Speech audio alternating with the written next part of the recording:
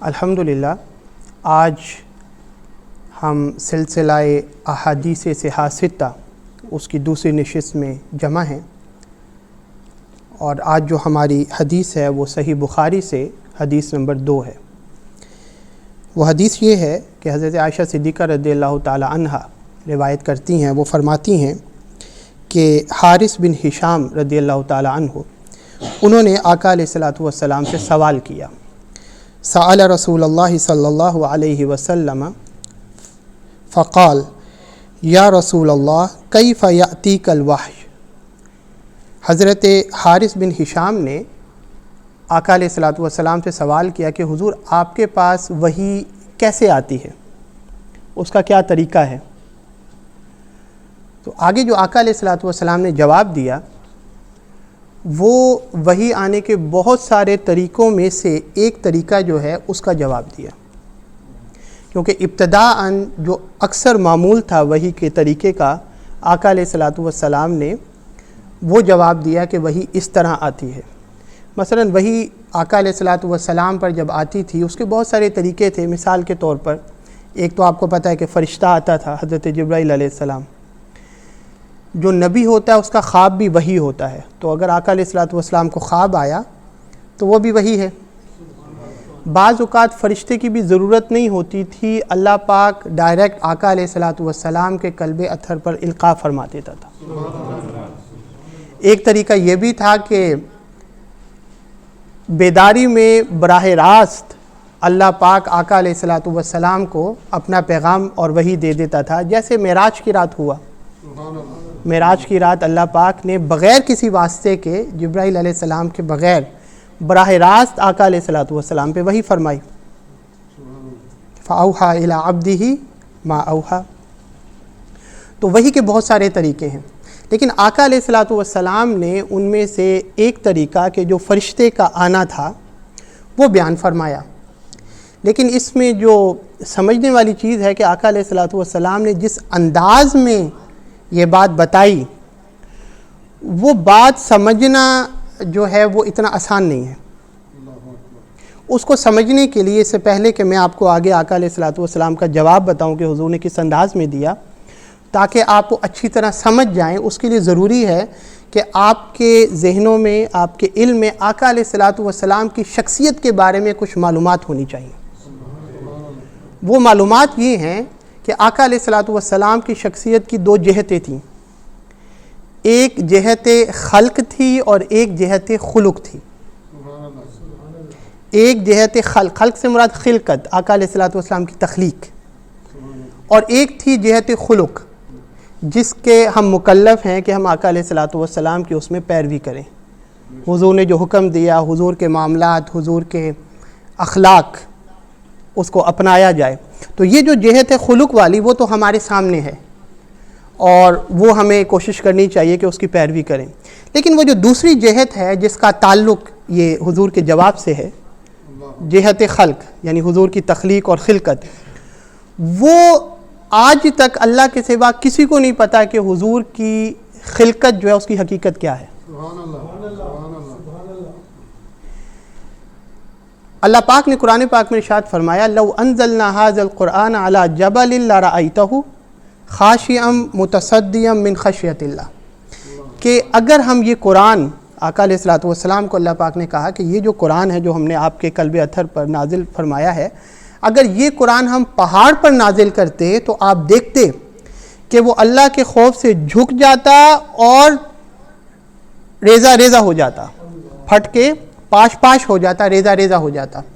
اب وہ قرآن جو آخری کلام تھا اللہ کا، وہ پہاڑ پہ تو اتر نہیں سکتا تھا، تو اس کے لیے کوئی ایسا دل چاہیے تھا جو پہاڑ سے بھی مضبوط ہو۔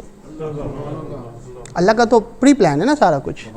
تو اللہ پاک نے آقا علیہ الصلوۃ والسلام کی صورت میں ایک ذات بنائی، اور اس کا دل اس شخصیت کا ایسا بنایا جو پہاڑ سے بھی مضبوط تھا، جو اللہ کے کلام کو جذب کر سکے۔ اب کیونکہ سارا سلکل جسم کے اندر آپ کو پتہ ہے دل سے ہی ہوتا ہے، دل کی دھڑکن ہے، خون ہے، سپلائی ہے، سارا کچھ اسی سے چل رہا ہے، پمپ ہو رہا ہے۔ تو وہ جو دل تھا وہ کیونکہ اسپیشل تھا، تو پھر ظاہر بات ہے جو اندر کا سسٹم ہے وہ ہمارے جیسا نہیں ہوگا، وہ بھی اسپیشل ہوگا۔ اس وجہ سے آقا علیہ الصلوۃ والسلام کی جو شخصیت تھی آپ دیکھیں گے کہ حضور کا اندر کا جو نظام تھا وہ ہمارے جیسا نہیں تھا. مثلا ہمیں پسینہ آتا ہے تو اس میں اسمیل آتی ہے. آقا علیہ الصلوۃ والسلام کا اندر کا سسٹم ایسا تھا کہ جب پسینہ آتا تھا تو وہ خوشبو ہوتی تھی. ٹھیک ہے. آقا علیہ الصلوۃ والسلام کا سایہ نہیں تھا, ہمارا سایہ ہوتا ہے. جی سایہ کیا ہوتا ہے؟ سایہ کی کوئی حقیقت نہیں ہوتی. آپ کا جسم ہے کثیف ہے تو ایک طرف سے روشنی آتی ہے, اگر وہ روشنی کو آپ کا جسم روک لے, کثافت ہے, تو دوسری طرف سایہ بن جاتا ہے. یہ سایہ ہے. تو آقا علیہ الصلوۃ والسلام کا جو جسم تھا وہ اتنا لطیف تھا کہ روشنی ایک طرف سے آتی تھی دوسری طرف سے نکل جاتی تھی, تو سایہ نہیں بنتا تھا. یہ جو ٹرانسپیرنٹ شیشہ آپ دیکھیں تو اس کا سایہ نہیں ہوتا کیونکہ اس میں رکاوٹ نہیں ہے. تو بتانا مقصود یہ ہے کہ یہ حقیقت تو آپ نہیں جان سکتے, یقینی بات ہے, لیکن تھوڑا اندازہ ہو جائے کہ حضور کی جو جہت خلق تھی وہ سمجھ سے بالاتر تھی. آقا علیہ الصلوۃ والسلام معراج کی رات تشریف لے کر گئے. ٹھیک ہے, بندہ دیکھتا ہے, کفار کہا کرتے تھے کہ آپ تو ہماری مثل بشر ہیں. تو اللہ پاک نے بھی فرما دیا تھا, محبوب آپ بھی کہہ دیں قل انما انا بشر مثلکم, ہاں میں بظاہر تمہاری ہی مثل بشر ہوں, لیکن یوحا الیہ, لیکن کمال یہ ہے کہ مجھ پر وحی اترتی ہے. وہ جو پہاڑ پہ نہیں اتر سکتی تھی وہ مجھ پر اترتی ہے. یہ فرق ہے. تو آقا علیہ الصلوۃ والسلام جب معراج کی رات تشریف لے کر گئے تو وہ جو دنیا والے تھے ان کو اس رات پتہ لگ گیا کہ بھئی ہم میں سے ہوتے تو اوپر نہ جاتے, لیکن اب فرشتوں کے ذہن میں یہ آیا کہ چلو ہمارے میں سے ہیں, نور سے ہیں, لیکن وہ بھی پھر نوروں کے سردار پر بھی ایک ایسا وقت آیا کہ وہ بھی پھر سدرۃ المنتہا سے آگے نہیں جا سکے. وہ اس وقت پھر ان کو بھی اندازہ ہو گیا کہ نہیں, حضور کی حقیقت صرف اللہ ہی جانتا ہے, ہمیں بھی نہیں پتہ پھر آگے اب کیا معاملہ ہے. ٹھیک ہے, یہ وہ جواب آپ کو سمجھانے کے لیے یہ میں تمہید باندھ رہا ہوں تاکہ آپ کو سمجھ میں آ جائے. آقا علیہ الصلوۃ والسلام صلح حدیبیہ کے موقع پر, اب یہ احادیث جو میں آپ کو اب سنا رہا ہوں نا, یہ آگے آئیں گی, جب آئیں گی تو تفصیل بیان کر دوں گا, ابھی اشارہ کرتا جا رہا ہوں. صلح حدیبیہ پر آقا علیہ الصلوۃ والسلام جب صحابہ اکرام کے ساتھ ادھر تھے, 1400 صحابہ تھے, اور پانی ختم ہو گیا. تھوڑا سا پانی بچا تھا, تو پانی چاہیے تھا, وضو کرنا تھا, غسل لوگوں نے کرنا تھا, جانوروں کے لیے چاہیے تھا, اپنے لیے چاہیے تھا. تو صحابہ اکرام جب آقا علیہ الصلوۃ والسلام کے پاس آئے تو حضور نے کہا کہ تھوڑا سا جو پانی رہ گیا وہ لے آؤ. منگوایا تو برتن اس میں انگلیاں ڈالیں, تو جب نکالیں تو صحابہ فرماتے ہیں کہ حضور کی 5 انگلیوں سے چشمے جاری ہو گئے. تو سارے صحابہ نے سیراب ہوئے, سارے صحابہ. کافی عرصے کے بعد ایک تابعی ہیں حضرت سالم, انہوں نے حضرت جابر رضی اللہ تعالیٰ عنہ سے پوچھا, جو صحابی رسول ہیں اور صلح حدیبیہ میں حضور کے ساتھ تھے. انہوں نے پوچھا کہ آپ لوگ کتنے تھے کہ حضور کی انگشت مبارک سے اتنا زیادہ پانی, انگلیوں سے اتنا زیادہ پانی, کہ آپ اتنے سارے, تو آپ تھے کتنے؟ تو آگے سے انہوں نے جواب دیا, انہوں نے فرمایا کہ لو کننا مئۃ الف لکفانا, فرمایا ہم 1,00,000 بھی ہوتے نا تب بھی وہ پانی کافی تھا ہمارے لیے. اب وہ پانی کہاں سے آ رہا تھا؟ بس یہ سمجھنے والی بات ہے کہ حضور کا جو سسٹم ہے وہ ہمارے جیسا نہیں ہے, وہ سمجھ سے بالاتر ہے. یہ بات سمجھنے والی ہے. بس سمجھ تو آ نہیں سکتی, لیکن اتنی تو سمجھ میں آ سکتی ہے کہ حضور جیسا کوئی نہیں. اچھا, آقا علیہ الصلوۃ والسلام سورج گرہن کی نماز پڑھا رہے تھے. تو نماز پڑھانے کے دوران صحابہ اکرام نے محسوس کیا کہ آقا علیہ الصلوۃ والسلام نے اپنا ہاتھ مبارک جو ہے آگے بڑھایا ہے اور پھر پیچھے کر لیا. تو بعد میں صحابہ نے پوچھا کہ حضور آپ نے ایسا کیا, کیا ہوا؟ فرمایا کہ میں نے جنت دیکھی نماز کے دوران, تو میں نے ہاتھ بڑھا کے جنت میں انگور کا خوشہ جو تھا اس کو پکڑا, لیکن پھر کسی خیال سے چھوڑ دیا. اب کھڑے ہوئے فرش پر, مصلی پر, جنت میں دسترس بھی ہے کہ ادھر ہاتھ بھی جا رہا ہے اور پکڑ بھی رہے ہیں. کیا پتہ لگا کہ حضور نہیں, وہ ہم جیسے نہیں ہیں. ٹھیک ہے. اچھا, میں آپ کو بس آخری واقعہ بیان کر کے پھر جواب بتا دیتا ہوں. اچھا, وہ شق صدر کا آپ نے واقعہ سنا ہوگا. آقا علیہ الصلوۃ والسلام کا سینہ مبارک بچپن میں پہلی بار ہوا, تو بچے تھے آقا علیہ الصلوۃ والسلام, تو فرشتے آئے, حضرت جبرائیل علیہ السلام آئے اور آ کے آقا علیہ الصلوۃ والسلام کا جو سینہ ہے وہ کھولا. تو کھول کے آقا علیہ الصلوۃ والسلام کا دل مبارک جو تھا, قلب اطہر, وہ نکالا اور اس میں سے کچھ کاٹ کے نکال کے پھینک دیا, اور فرمایا کہ یہ جو تھا نا شیطان کا حصہ تھا, آپ کے دل میں شیطان کا حصہ تھا. کیا سمجھے آپ؟ شیطان کا حصہ کیا تھا؟ لوگ اس کو غلط سمجھے، وہ سمجھے کہ شاید معاذ اللہ آقا علیہ الصلوۃ والسلام کے دل میں کوئی، جس طرح ہمارے ساتھ نفس ہے، شیطان ہے، تو اس طرح کا نہیں. وہ شیطان کا حصے سے مراد یہ تھا کہ حضور کو اللہ پاک نے وَمَا أَرْسَلْنَاكَ إِلَّا رَحْمَةً لِّلْعَالَمِينَ، کیونکہ رحمت بنایا تھا تمام عالمین کے لیے. تو شیطان بھی عالمی میں ہے نا، تو وہ ایسا نہ ہو کہ کہیں حضور شیطان کے لیے رحمت کی دعا کر دیں تو شیطان کا جو حصہ تھا رحمت والا وہ نکال دیا. وہ یہ تھا اس کا معنی.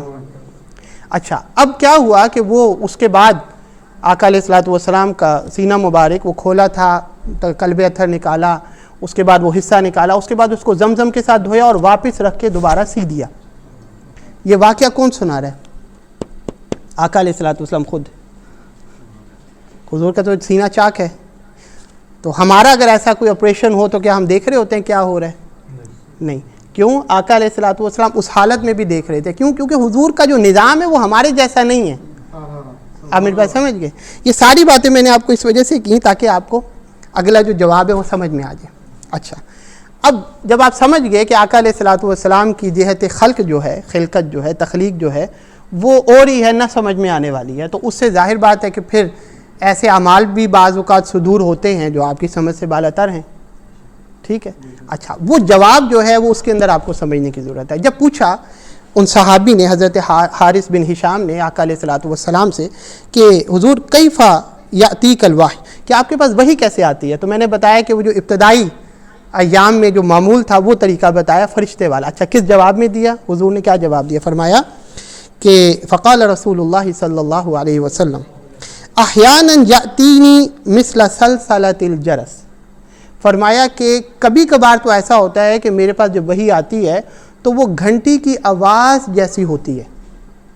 گھنٹی کی آواز جیسے سے مراد جب فرشتہ انسانی صورت میں نہیں آتا تھا، وہ اپنی صورت میں آتا تھا، اور جب آتا تھا تو اس کے پروں کی جو آواز تھی وہ ایسی تھی گویا کہ گھنٹی کی آواز ہوتی ہے.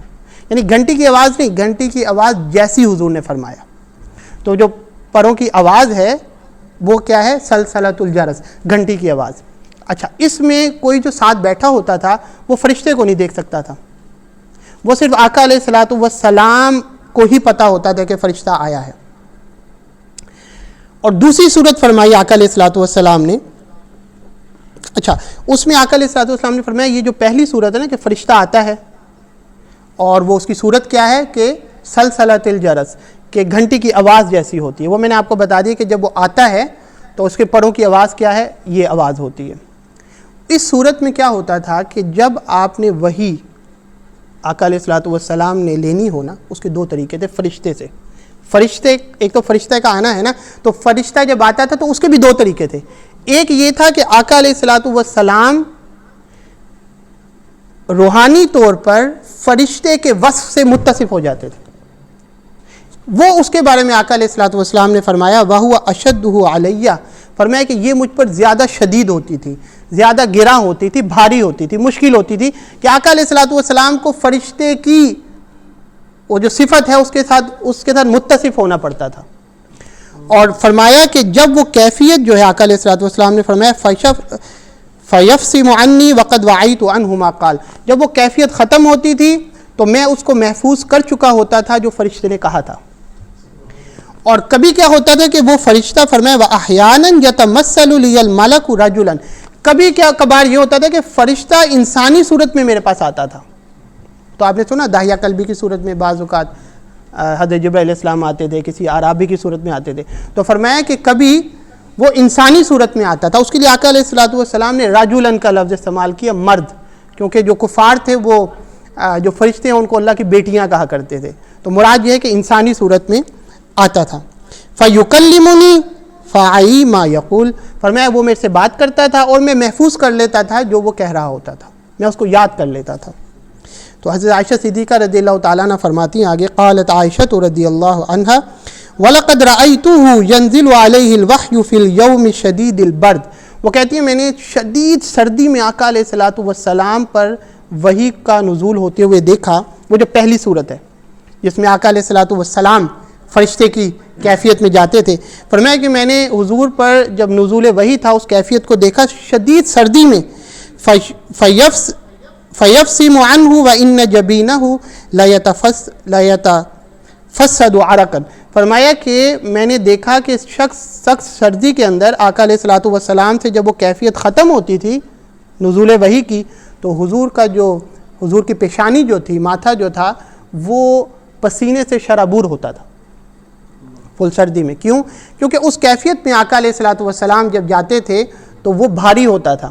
اب فرشتہ جو ہے کیونکہ وہ تو انسانی صورت میں آ گیا، جب انسانی صورت میں آیا تو وہ پھر اس پہ جو بشریت کے احوال ہیں وہ بھی لاگو ہوتے ہیں، کیونکہ اب وہ اپنی نورانیت سے بشریت میں آ گیا۔ جیسے حضرت اسرائیل علیہ السلام کو جب حضرت موسیٰ علیہ السلام نے مکہ مارا تو ان کی ڈیلا نکل آیا ان کا آنکھ کا، اب تھا تو وہ فرشتہ، تھا تو نور، لیکن کیونکہ اب لباس بشریت میں تھا تو ڈیلا بھی نکل آیا، اور وہ ڈیلا اٹھا کے اللہ کے حضور چلے گئے اور جا کے کہا کہ مولا تیرا نبی جو ہے، تیرا بندہ، وہ تو موت چاہتا ہی نہیں ہے۔ وہ آگے حدیث آئے گی، ہم بیان کریں گے۔ کہنے سے مراد ہے کہ جبرائیل علیہ السلام تو آ گئے بشری صورت میں، لیکن آقا علیہ السلام کیونکہ اللہ نے نبی بنایا تھا، رول ماڈل بنایا تھا، مکلف بنایا تھا، حضور جا نہیں سکتے تھے ادھر پورا، اسی جسم میں رہ کر حضور وہ فرشتے والی صفت جو تھی اس میں اپنے آپ کو ڈھالتے تھے، ریسیو کرتے تھے میسج کو۔ جب واپس کیفیت آتی تھی تو حضور نے فرمایا وہ بڑی بھاری ہوتی تھی، اور حضرت عائشہ صدیقہ رضی اللہ تعالی عنہا نے اسی کے بارے میں فرمایا کہ شدید سردی میں بھی میں نے دیکھا کہ آقا علیہ الصلوۃ والسلام کا جو ماتھا تھا وہ پسینے سے شرابور ہوتا تھا۔